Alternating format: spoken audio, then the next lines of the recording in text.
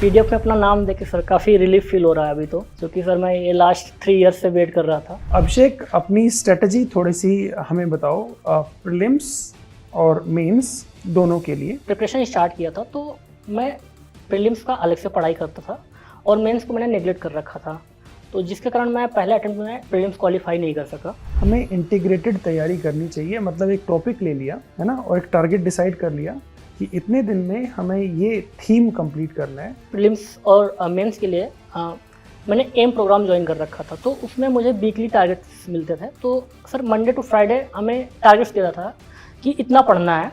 Anthropology की भी preparation के बारे में थोड़ा सा बता दो आप। सर आपका यहाँ पे पहला बैच था, तो मैंने उसको ऑफलाइन ज्वाइन किया था और उसमें मैं डेली क्लास अटेंड करता था, और जो उसमें डेली आंसर राइटिंग के लिए दिया था टारगेट, उसको मैं कंप्लीट करता था।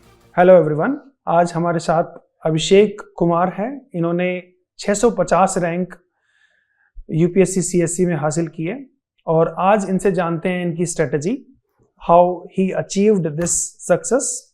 सो अभिषेक, welcome, congratulations. Thank you so much sir.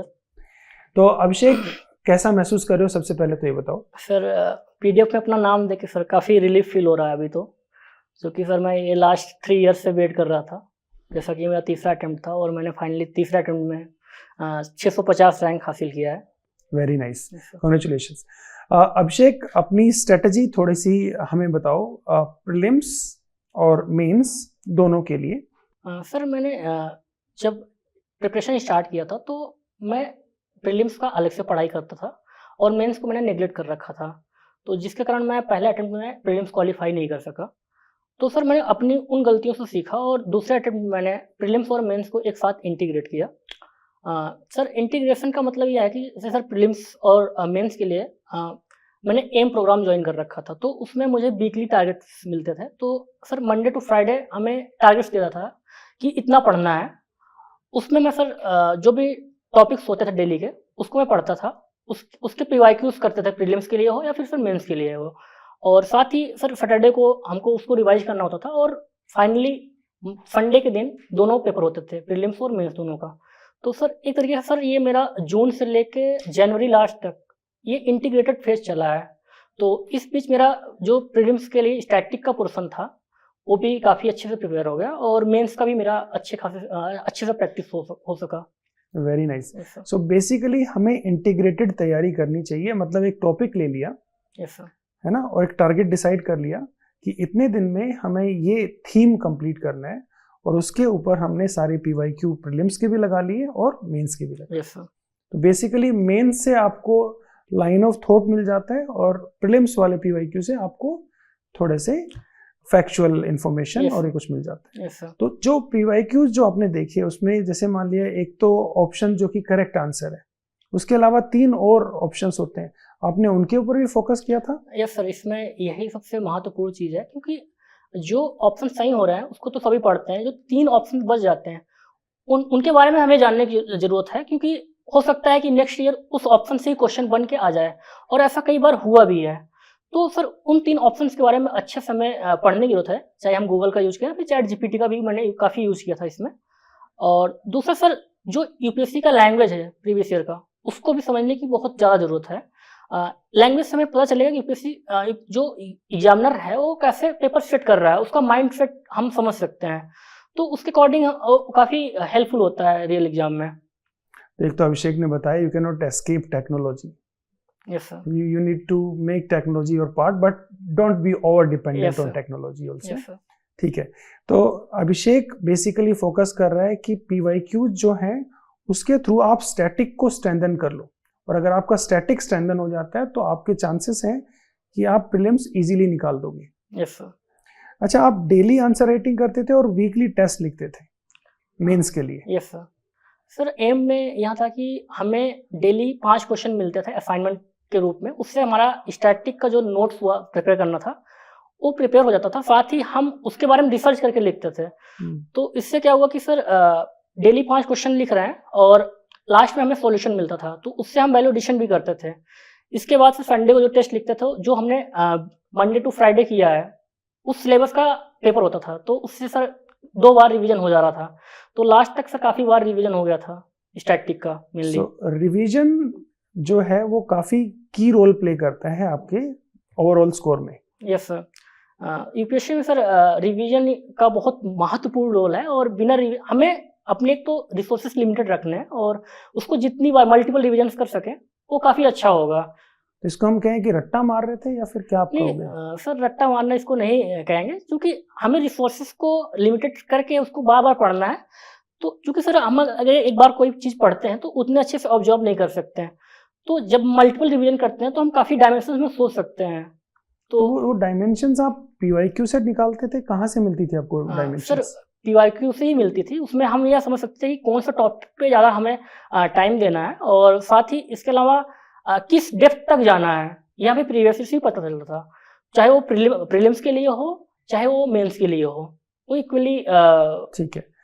तो आपने मेंस की जो तैयारी थी यस सर। वो कितने दिन में पूरी कर ली थी? मतलब जो पूरा मेंस का सिलेबस आपने कितने दिन में पूरा कर लिया था? सर देखा जाए तो सर मैं जून से स्टार्ट किया था, तो जनवरी तक सर 6 से 7 महीने अच्छे से मैंने मेंस के मेरे पास सारे एम के साथ आपने तैयारी? Yes sir. ठीक है। तो इससे क्या हुआ कि मेरे पास सारे सब्जेक्ट के नोट्स टॉपिक वाइज मेरे पास ऑलरेडी अवेलेबल थे। तो आफ्टर प्रीलिम्स जैसे रिजल्ट आया, उसके बाद मैं उसी नोट्स को रिवाइज करके फिर टेस्ट लिखता था, जो भी यहाँ कोचिंग में टेस्ट दिया रहता है वीकली या फिर। ठीक है। अब मेंस में 2 क्रिटिकल एस्पेक्ट हैं, 3 आई वुड से। एक आपका होता है कि ऐसे, दूसरा एथिक्स, और तीसरा ऑप्शनल। अब इन तीनों के बारे में भी अपनी थोड़ी थोड़ी सी स्ट्रेटेजी बताओ आप हमसे। सर ऐसे के लिए मैंने मोस्टली ये तो देखा है कि प्रीवियस ईयर में किस टाइप क्वेश्चन आ रहे हैं, और सर ऐसे गाइडेंस प्रोग्राम है नेक्स्ट आईएएस में, तो मैम वो लेक्चर्स लेती थी, तो उसके जो लेक्चर्स 2-3 लेक्चर्स थे उसको मैंने अटेंड किया था। तो एक वहाँ से एक आइडिया लगा कि हमें कैसे प्रिपेयर करना है, वहाँ के लिए कैसे कंटेंट कलेक्ट करना है, क्योंकि हम जीएस में पढ़ते हैं, बहुत कुछ पढ़ते हैं, बट चीज़ें वही यूज करनी है अगर हम सेपरेट करके वो चीज़ें कलेक्ट कर लें। तो ऐसे में मैंने यही किया कि जो जीएस में कंटेंट है उसको मैंने कुछ नोट्स बना लिए थे कि मुझे ये एग्जांपल्स, जैसे सर हिस्ट्री से अगर एग्जांपल्स यूज करने हैं तो मैं उस चीज़ों को कलेक्ट कर रखा था ये जगह।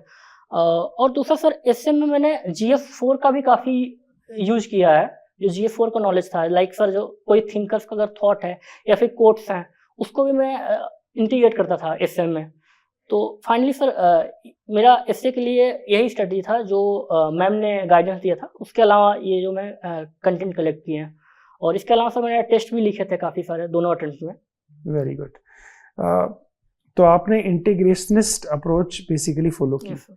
तो ये इंटीग्रेशनिस्ट अप्रोच को सीखने में एंथ्रोपोलॉजी का कितना रोल था आपकी लाइफ में? सर इसका तो बहुत बड़ा रोल है, क्योंकि एंथ्रोपोलॉजी जो सब्जेक्ट है ओवरऑल देखा जाए तो उसमें हम बहुत सारे सब्जेक्ट्स पढ़ते हैं। तो एंथ्रोपोलॉजी से ही काफ़ी कुछ मैंने सीखा है, और लाइक सर एसए और जीएस4 जो है उसको मैंने इंटीग्रेट किया, तो उससे काफ़ी हेल्पफुल हुआ। और इसके अलावा सर जीएस2 और जीएस4 भी काफ़ी ओवरलैप करता है। तो बेसिकली आपने जो एंथ्रोपोलॉजी की जो होलिस्टिक अप्रोच है यस सर। वो आपने जीएस के अंदर यूज कर ली। Yes sir. ठीक है। तो एंथ्रोपोलॉजी की भी प्रिपरेशन के बारे में थोड़ा सा बता दो आप। सर मैं 2022 में आया था, और अपने बीटेक कंप्लीट करने के बाद मैं यहाँ पे आया था। तो सर आपका यहाँ पे पहला बैच था, तो मैंने उसको ऑफलाइन ज्वाइन किया था, और उसमें मैं डेली क्लास अटेंड करता था, और जो उसमें डेली आंसर राइटिंग के लिए दिया था टारगेट, उसको मैं कंप्लीट करता था। साथ ही सर आप जो भी पढ़ाए रहते थे क्लास में, उसका ये रहता था कि सर उसका सिनॉप्सिस बना के आना है नेक्स्ट क्लास में। तो इससे क्या हुआ सर, रिवीजन हो जाता था मल्टीपल टाइम, और फिर उसके बाद सर जब क्लासेस ख़त्म हो गई तो टेस्ट भी स्टार्ट हुए थे, तो मैंने टेस्ट लिखे एंथ्रो के लिए। इसके अलावा सर मैंने एक काम और किया है, मैंने खुद से अपने नोट्स प्रिपेयर किए हैं, जो क्लास नोट्स थे उसको इंटीग्रेट करते हुए, और जो टॉपर्स के नोट्स थे उनसे मैंने वैलिडेशन की, काफ़ी कुछ किया। तो सर एक तरीके से सर क्लास करने के बाद मैंने 3-4 महीने में ये नोट्स प्रिपेयर किए हैं। तो मेरे पास सर ऑलरेडी हर टॉपिक पे 2 पेजर 3 पेजर जो भी कंटेंट रिक्वायरमेंट होती थी, उस हिसाब से मेरे पास हर टॉपिक पे नोट्स अवेलेबल थे। तो सर काफ़ी हेल्पफुल हुआ मेंस टाइम, क्योंकि सर प्रीलिम्स और मेंस के बीच में काफ़ी कम टाइम होता है। तो उस टाइम मेरा मोस्टली फोकस ही रहता था कि मैं प्रीवियस ईयर को प्रैक्टिस करूं, और जितना ज़्यादा हो सके उतना टेस्ट लिखूं। Very nice. तो जो आंसर राइटिंग है उसका कितना रोल आप देखते हो पूरे मेंस के प्रिपरेशन में? सर आंसर राइटिंग देखा जाए तो सबसे ऊपर है, क्योंकि अगर मेंस में हमें 3 आवर्स में पेपर कंप्लीट करना है, और अच्छे क्वालिटी के साथ लिखना है। हम सारे क्वेश्चन तो अच्छे नहीं लिख सकते, बट सर प्रयास ये रहता है कि 80-90% जो क्वेश्चंस हैं उसको हम अबव एवरेज कंटेंट वहाँ पे लिख के आएँ। इसमें सर यही है कि अगर हम प्रैक्टिस किए रहेंगे पहले से तो वहाँ पे अच्छा परफॉर्म कर पाएँगे, क्योंकि हमारा माइंड उस कम टाइम कंस्ट्रेंट में सोचना सीखेगा, कैसे सोचना है उस टाइम, और पेपर को कंप्लीट भी करना है। तो आंसर राइटिंग बहुत ही इम्पोर्टेंट रोल प्ले करता है इस जर्नी में। So basically, having the knowledge Yes, sir. or having conceptual clarity is one thing, and the ability to express that is altogether a different thing. Yes, sir. And that has to be acquired. You Yes, need sir. to learn through answer writing, Yes, sir. through daily practice. Yes, sir. That you want to convey. Yes, sir. Very nice. इस exam की जो journey रही आपकी, जो 3 साल की journey, इसमें सबसे टफेस्ट फेज कौन सा था? सर इस एग्जाम में सबसे टफेस्ट फेज तो सर सारे हैं, बट सर अगर एलिमिनेशन के पॉइंट ऑफ व्यू से देखें तो सर प्रीलिम्स मुझे काफ़ी टफ लगता था, क्योंकि 3 साल में आपको प्रीलिम्स, यस सर, मैं सबसे बर्डनसम टाइम आपको प्रीलिम्स का लगता था? यस सर, क्योंकि उसमें सर ये होता था कि हम कॉन्फिडेंटली नहीं जा सकते कि हम इसको क्लियर कर जाएंगे, क्योंकि उस दिन हम कैसे हमारा माइंड परफॉर्म कर रहा है उस पर काफ़ी हद तक डिपेंड करता है। 2 घंटा ही डिसाइड करता है Yes, कि sir. क्या होगा आपके Yes, sir. साथ। तो मैं तीनों साल काफ़ी डरा हुआ था प्रीलिम्स के टाइम। फर्स्ट अटेम्प्ट में मैं क्वालिफाई नहीं कर सका, लेकिन सर जो गलती किया था मैंने उसको मैंने सेकेंड और थर्ड अटेम्प्ट में यह कोशिश किया कि मुझे काम रहना है उस 2 घंटे में, क्योंकि अगर पेपर डिफिकल्ट आ रहा है तो सभी के लिए डिफिकल्ट है। तो सर एक तरीके से सर अगर काम माइंड से अगर हम पेपर को पढ़ेंगे और हमने साल भर मेहनत किया है, प्रोसेस जो है उस प्रोसेस को फॉलो किया है ऑनेस्टली, तो सर हम उस प्रोसेस में अगर रहे हैं तो जरूर क्वालिफाई कर जाएंगे। अच्छा, पहला अटेम्प्ट जब दिया था, कॉन्फिडेंस लेवल उस टाइम पे सबसे ज्यादा था? Yes sir. या तीसरे अटेम्प्ट में सबसे ज्यादा? सर जब पहला अटेम्प्ट मैंने दिया था तो मैं जस्ट कॉलेज से आया था, तो मेरा कॉन्फिडेंस काफ़ी हाई था।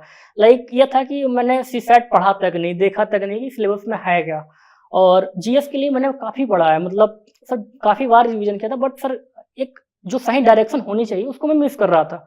तो नतीजा यहाँ हुआ सर 2023 में पेपर भी थोड़ा सा पैटर्न चेंज हुआ था, और उस टाइम में ना तो मेरा जीएस क्वालिफाई कर सका मैं और ना तो सीसैट।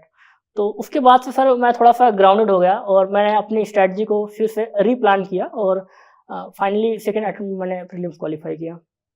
अच्छा, कोई नया बच्चा अगर आपको देख रहा है, आपको सुन रहा है, तो उसको क्या कहना चाहोगे, कैसे तैयारी शुरू करे और क्या करे और क्या वो ना करे?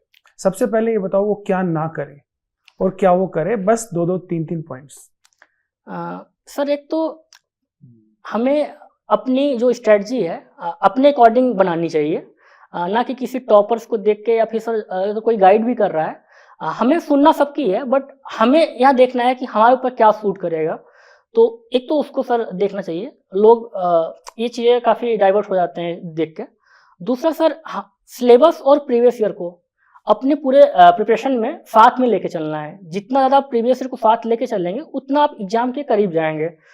और तीसरा सर स्टैटिक को काफ़ी लोग निगलेक्ट कर देते हैं, उसमें हमें यह इंश्योर करना, जो भी स्टैटिक में इंपॉर्टेंट सब्जेक्ट्स हैं जैसे पॉलिटी, इकोनॉमी, जियोग्राफी, इन्वायरमेंट, ये 4 सब्जेक्ट काफ़ी वेटेज है प्रीलिम्स में खासकर, और मेंस के लिए अलग से जो सिलेबस है उसके अकॉर्डिंग प्रिपेयर करना है। तो इसको नेगलेक्ट नहीं करना है, क्योंकि यहाँ पे अगर आप गलती कर रहे हैं एग्जाम में, वहाँ पे जो हमारे कंप्यूटर हैं वो जरूर सही करके आएंगे, तो हम रेस से ऑलरेडी बाहर हो जाएंगे। तो हमें यह इंश्योर करना है कि उस चीज़ को हम जो हमारी गलतियाँ हो रही हैं उसको हमको एग्जाम से पहले रेक्टिफाई करना है। और चौथा सर करंट अफेयर्स को भी नेगलेक्ट नहीं करना चाहिए, मेरा मानना यह है। खासकर सर न्यूज़पेपर को डेली पढ़ना चाहिए। वो स्टार्टिंग होता है सर कि 3 आवर्स 2 आवर्स लोग दे रहे हैं, तो इतना भी नहीं देना है, बट टाइम के साथ हमें उसको 40-45 मिनट्स में कंप्लीट करना है, सिलेक्टिव पढ़ना है जो भी एग्जाम के लिए रिलेवेंट हो। और साथ ही सर कोई भी कोचिंग या इंस्टीट्यूट का सर मंथली मैगजीन या फिर सर ईयरली कंपाइलेशन, यदि उसको हम देखे रहेंगे तो हमें एक आइडिया मिल जाएगा कि भाई पिछले वर्षों में कौन सी चीज़ें न्यूज़ में रही हैं, उसको भी हम यूज कर सकते हैं अगर जो भी क्वेश्चन आते हैं। Okay, very nice. आपका रोल मॉडल कौन था जब आप तैयारी में आए थे? तो सर इसमें सर मैं अपने भैया को मानता हूँ, क्योंकि उनका भी सपना था सिविल सर्विसेज मानने का, लेकिन उनके ऊपर जिम्मेदारियाँ थी, वो सबसे बड़े बेटे थे, तो एक तरीके जो वो नहीं कर पाए, उनको मैं देखता हूँ कैसे फैमिली को साथ लेके चलते हैं और कितना उन्होंने सेक्रीफाइस किया है, और मुझे काफ़ी सपोर्ट किया है हर एक स्टेज में और हमेशा मोटिवेट किया है। तो सर मैं भैया को काफ़ी हद तक मानता हूँ कि सर उनको देख के मैं काफ़ी मोटिवेट होता हूँ। तो अपनी सफलता का क्रेडिट आप अपने भैया को देना यस सर, चाहोगे? भैया और सिस्टर इन लॉ का भी उसमें इक्वली रोल है। Very nice, yes sir. बहुत अच्छी बात है आपकी, आप अपने परिवार को इतना श्रेय देते हैं। Very nice. अच्छा अभिषेक, तो आप सिंपली ये कहना चाह रहे हो कि जो प्रीलिम्स की जो तैयारी है उसके लिए और मेंस की तैयारी के लिए आपने PYQs का बहुत सारा लिया। PYQs के थ्रू बेसिकली आप उनको यूज कर रहे हो PYQs को to look at the syllabus, to understand the syllabus, to understand what kind of questions can be asked. Yes, sir. So basically you are using PYQs as a lens to look forward even in the current affairs so that you can predict what kind of questions can be asked. Yes, sir. Right? Yes, you are taking the language of UPSC and you are trying to think through that language. Yes, sir. While you walk through the current affairs. Yes, sir. Is that correct? Yes, sir. So basically जो भी बच्चा तैयारी करना शुरू करे वो अगर उसको करना है तो पहले तो अपना एक टारगेट बनाए। Yes, sir. उस टारगेट के हिसाब से वो देखना शुरू करे कि मुझे ये सिलेबस कितने दिन में पूरा करना है। Yes, sir. उस टारगेटेड सिलेबस के ऊपर पहले वो पढ़ाई करे, कॉन्सेप्चुअल क्लैरिटी करे, फिर उसके वो PYQs करे, प्रीलिम्स के भी और मेंस के भी। Yes, sir. और वो PYQs करने के बाद एक बार फिर से देख ले उसी सिलेबस को ताकि समझ में आ जाए कि कितना समझा और कितना नहीं समझा। Yes, sir. है ना। और उसके बाद रेगुलरली वो आंसर राइटिंग करे। ये बात आप, अगर मैं आपका पूरा क्रक्स बताऊं तो ये आप कहना चाहते हो? Yes, sir. बिल्कुल। ठीक है, तो अब आप सिविल सर्वेंट बनेंगे तो आप क्या करना चाहेंगे? सबसे महत्वपूर्ण चीज आप क्या करना चाहेंगे? सर जैसा कि मैं गांव से बिलोंग करता हूं तो मैंने वहां पे देखा सर एजुकेशन में काफ़ी पीछे रह गया है, काफ़ी गैप्स हैं अगर अर्बन एरिया और रूरल एरिया को हम कंपेयर करें तो। सर एक तो मैं एजुकेशन पे काफ़ी फोकस करना चाहता हूँ कि जो ये गैप है उसको मैं फिल कर सकूँ।